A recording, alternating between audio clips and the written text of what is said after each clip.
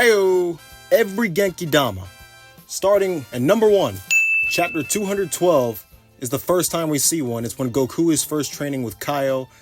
These correlate to episode 21 of DBZ and episode 8 of Dragon Ball Kai.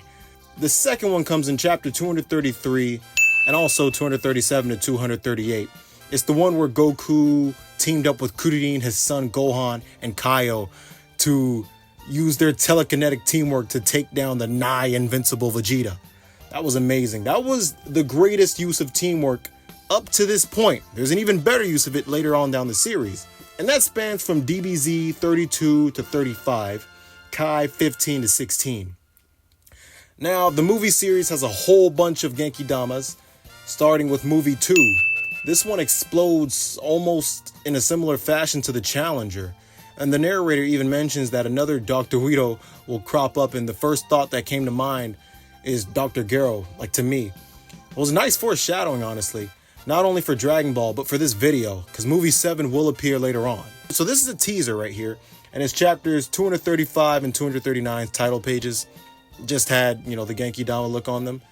Speaking of Genkidama, I actually want to address that. The word Genki can translate to like health energy, spirit. So that's a good translation, but Dama in Genkidama actually translates to ball.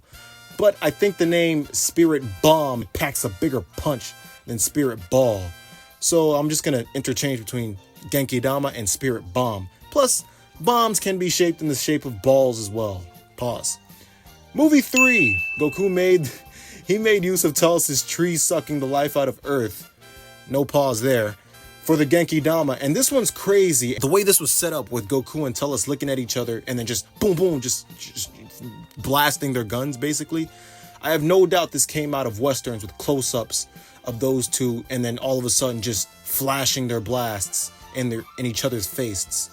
And another note too, I noticed that in this movie and also the last one, Goku described the Spirit Bomb as feeling warm. Like it had a warm feeling to it. I guess it's different from his other ki blasts where this one's so full of life, it feels warm, right? And the next one actually comes from chapters 314 to 316, and it's the one he tossed at Frieza. This one felt like, every time I see it, it always feels like it takes so long. And rightfully so, it spans like about 3 episodes, 92 to 94, and in Kai, it spans 2 episodes, 46 to 47. Movie 4 with SLUG, I put this one after Frieza only because in the manga, the one Goku threw at Frieza technically came first because the chapter was released February 26, 1991, whereas movie 4 released March 9th of 1991. However, Goku didn't hit Frieza until chapter 316 on March 12th of 1991, 3 days after this movie's premiere. So Goku took Piccolo's power, a concept taken from the fight against Frieza.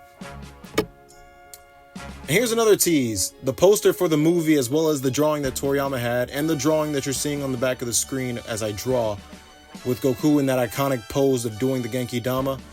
Movie 7, like I mentioned earlier, this one starts with Goku taking the Genkidama out from underwater. Then he transforms into a Super Saiyan, and it's set up to where Super number 13 is annihilating everyone, while beautiful music plays in the background.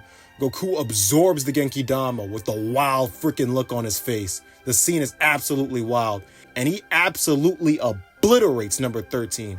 This scene was very well executed and answered the question on whether Super Saiyans can perform the move as well. I remember the first time I saw this movie dubbed, and that scene of Vegeta and Piccolo had me laughing there.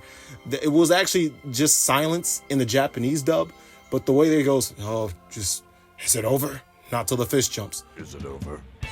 Not till the fish jumps. It's over. It's funny the way they ad-lib stuff in the dub. The last one of the Dragon Ball manga series, as well as Dragon Ball Z, came from 5 chapters, 514 to 516, and that was the one against Majin Buu.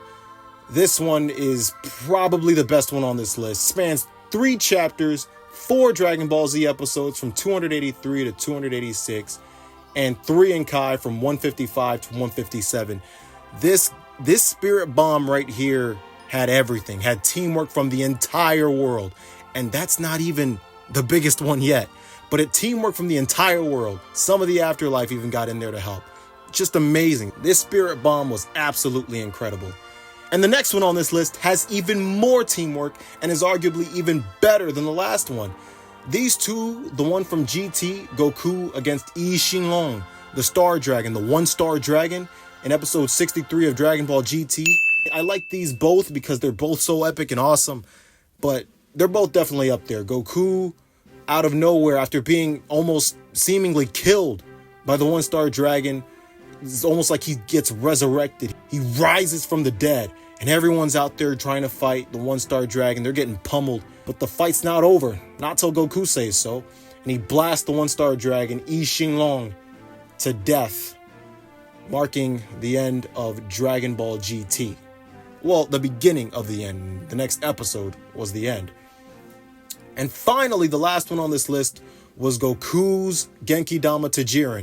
Another epic one, which actually, I like it better as a setup. This Spirit Bomb setup, Ultra Instinct, it took place in episode 109, and after Goku smashes Jiren with the blast and Jiren just no-sells it, Goku succumbs to this black hole-like bomb, and then out of nowhere, he pops up again, almost like in GT. He rises from the dead, and then he gives that turn like he did against Frieza after he transformed to reveal that he finally mastered, well, tapped into Ultra Instinct. That's been the list. Those are all the Genkidamas / Spirit Bombs / Spirit Balls in Dragon Ball. Next one on this list, I got the Solar Flare, aka the Taioken, Makanko Sapo, KURIRIN's Kienzan. I got a whole bunch on this list coming up. Not as long as the Kamehameha, but still awesome. Alright, that's been the video. See ya.